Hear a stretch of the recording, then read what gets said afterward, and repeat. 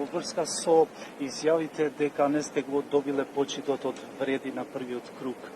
Дали стои стабилна коалицијата со Вреди во власт? Каде сум дал таква изјава? Секаде. Не. Сме слушале дека не сте го добиле почитот? Никаде јас не сум спомнал дали сме добиле почит од Вреди, знам, Дуи или слично. Никаде немам спомнато, ова ви е спекулација. Друго прашање? Во однос на за владината коалиција излега одредени портали дека ќе има наводна коалиција со Рамис Мерко. Коментар ваш?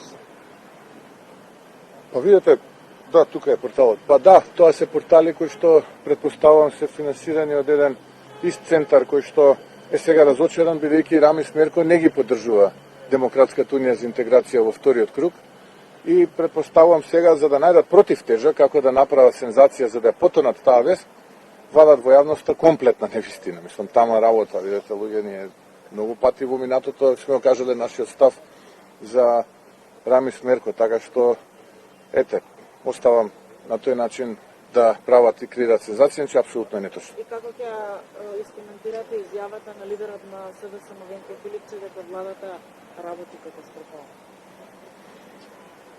Па добро, сега Венко Филипче е претседател на се уште најголемата опозицијска партија во Македонија.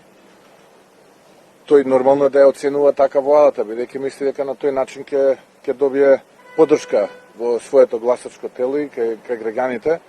Тој ја оценува владата за својата работа за година и половина, не целиеве, во декември ќе биде откако е избрана. И тука дава свој суд, но затоа пак никогаш не дава суд за своето председателствување за истиот период во СДСМ. Ако за тој период вели дека е прекраток за да се цени неговата работа, тогаш како наоѓа за сходно да ја цени владата за истиот период како таа работа.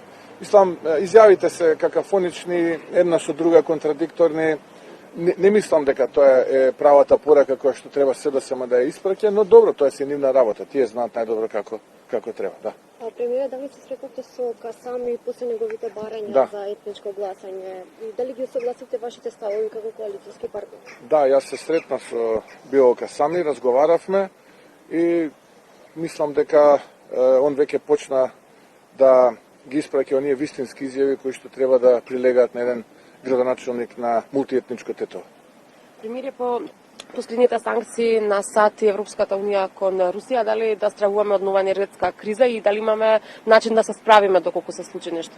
Не, нема да има. Мислам дека сме подготвени, ние одамна го антиципиравме и заедно работиме со дел од портфолијата во рамките на владата за да тоа не се случи. Така што знаете, имаше и ремонтни активности на гасоводот кои што ги подпишала претходната влада во заминување уште кога беше, па не останавме без газ, односно топланите работеа. Така што сите овие работи ги антиципираме, но нормално е дека за работи кои што се теков на работење на владата не треба да ја оптеретуваме јавноста со такви ситници, иначе нема да има такво нешто. Минатата недела како влада треба да бидат зафатени со промените по изборите и ќе има ли одредени изненадувања? Па сега сме фокусирани на вториот круг на локалните избори. Очекувам ВМРО-ДПМН да победи во сите општини и коалицијата каде што има кандидати за градоначалници во вториот круг. Веќе имаме победа во советничките листи и во советите во 58 општини. 33 градоначалника веќе се избрани, остануваат уште 26, мислам, кои што се во вториот круг. Очекувам во сите општини ВМРО-ДПМН и коалицијата да победат, така што да го заокружиме овој процес заедно со градот Скопје и Советот, што ќе каже 60 на општини плюс главниот град. Се останато е потоа еден процес низ кој што ќе се движиме. Во декември ни е партискиот конгрес, така што ве повикувам да ги следите настаните што ќе се случуваат. Минатата недела како влада ангажиравте повеќе институции за решавање на проблемот со сметот, државни институции. Имате ли нешто конкретно предлози од нив или ќе чекате активности од обвинителството? Па мислам дека таму ќе има разврска која што ќе биде многу интересно да ја следите. Инаку ја користам ова прилика да се заблагодарам на градоначелниците на општина Велес, Штип, Кавадарци и Куманово за поддршката која што дава изминативе денови со механизација за чистење на сметот во Скопје. последните денови, вторник, среда и петок и сабота ќе продолжат.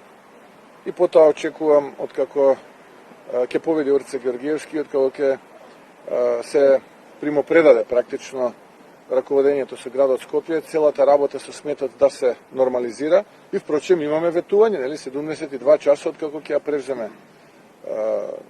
управувањето, кога ќе ја превземе на градот Скопје, дека треба комплетно сметот да биде исчистен и потоа тоа да биде тековен процес, да не биде вест, туку да биде нормална работа на институциите на градот, како што би требало да биде. Премиере, за волја за вистина го најдовме линкот каде што велите пред 2 дена дека нема да ја заборавите жртвата која дадовте за И каде јас тука во овој текст спомнувам за дека станува збор за вреди? За кој станува збор тогаш? Тоа е друго прашање. Тоа е друго прашање. Па видете, ВМРО во историска смисла дала многу жртви. И тоа е едно од најголемите организации на Балканот, од која што многу поголеми народи и многу поголеми организации понатаму учат. ВМРО во историска смисла, бидејќи тоа се изјави дадени на денот или околу денот на формирање на натрешната македонска револуционерна организација, е апостол на сите борби на Балканот за независни држави, за почит помеѓу различните етникуми, и тоа е тоа конкретно за кое што зборуваме. Сега, ако вие препознавате некои политички партии, тоа е друга работа. Убаво е вака пред болница да посетуваме реновиране, меѓутоа пак да се отвори прашањето за нов клинички. Го имате во план за наредниот период сосема нов објект на клинички? Да, чекор по чекор. Сега прво да завршат локални избори, па да се распише јавен повик за финансиски институции за ние болниците кои што се за клиничките центри и болниците поврзани со влада договорот со Обединетото кралство. Тоа да заживе, па потоа следно е големиот клинички центар, инаку тоа наистина делува дека како одлична можност и одлична локација, 3 булевари, гасна поврзаност, сообраќајна поврзаност, така што ајде да видиме, да оставиме експертите да си го кажат своето мислење. Ова е опција, ова е локација? Апсолутно да. А како ќе се решаваат по приоритет градовите за изградба на клинички центри баш од тој договор? Па не, тоа е веќе кажано дека клиничките болници во Штип и во Тетово, вклучително и болницата со здравствен дом во Кичево. Така што тоа веќе го зборевме, плюс медицинскиот факултет и домот во Штип. Тоа веќе го кажавме. Тоа е сега во овој прв чекор, па потоа да видиме како ќе се движат работите, потоа можеме да зборуваме за еден клинички центар голем и мислиме дека е време да почнеме да размислуваме, најде експертите, Министерството за здравство нека направат анализи и ќе излеземе со став.